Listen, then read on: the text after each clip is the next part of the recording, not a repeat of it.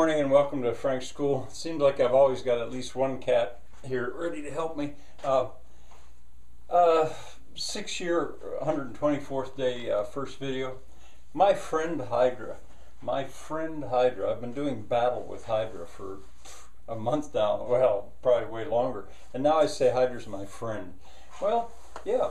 I'm reminded of Gilgamesh and Enkidu doing battle, and they fought their way into friendship. And then they wanted to set off on adventures. I feel like that now. I feel like we've fought enough I shouldn't say fought, but engaged enough. Hydra, which is this collection of sources and names, a tangle of nouns in my head. Spent enough time at it that now we're kind of at peace. And I had said Hydra led me to degrowth, and in a way that's probably true. Oh, and on the matter of degrowth, I should have mentioned the Autonomous University of Barcelona. It is also a player in what's going on with degrowth currently. But now I want to turn to something that it seems to me, in a way I think almost unfortunately, slightly different, and that is decentralism. I see it all over in the degrowth movement. The word decentralization, more centralization occurs, and also localization, and I see it there, but I don't see it as a focus. Well, Donna Brown's book, Back to the Land, which in a sense I might have shown you this before.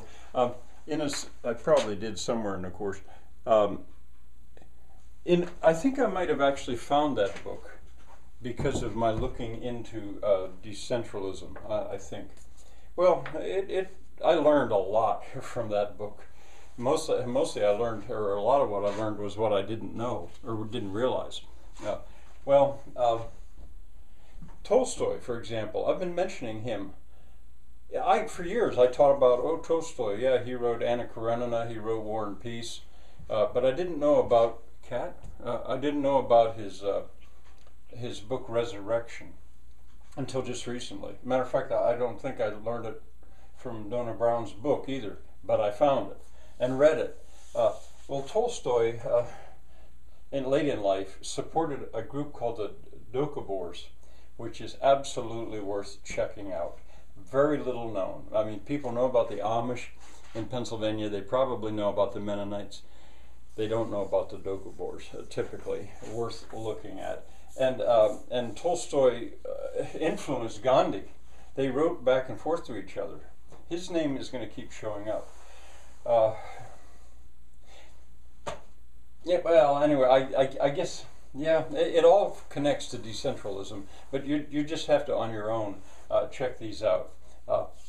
Ralph Bersotti, now there's the big name in decentralism. He wrote the Decentralist Manifesto, the first one, not mine. Later I wrote one by the same title, the Decentralist Manifesto. He also wrote a book called Flight from the City. He was active.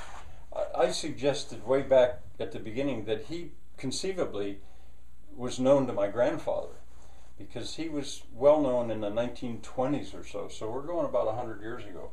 But anyway, his work was picked up by Mildred Loomis, with whom I actually corresponded one time, I think. And then Bob Swan, now he would be, this is kind of out of order here, Bob Swan was back at that time. I'm sorry to keep being distracted, but these cats, I think they feel spring is coming back. Mildred Loomis and others formed the School of Living. These are names now that you could probably find on Wikipedia. School of Living, and that did not disappear. There's a man, Bill Sharp, he's about my age. You're not going to find him on Wikipedia. As a matter of fact, this is all really not anywhere nearly so well known. But he is continuing that work and did a lot of study on the work of Ralph Bersotti and continues to do so, and he and I are in communication. Another man, Jonathan Fair, he would be awfully surprised, I think, to see his name on here. If he sees this, I might alert him to it. But both of these men live in Pennsylvania. He's I think, way younger than me. I'm sure he is. But he's within this school, so less well known than degrowth, which is also not well known. Now, eventually, I wrote my own essay. I'm not even sure I knew that Ralph Bersodi had written the Decentralist Manifesto. But I wrote it as the introduction to a homestead engineer's handbook, the first 50 pages, and then I later started to call it the Decentralist Manifesto.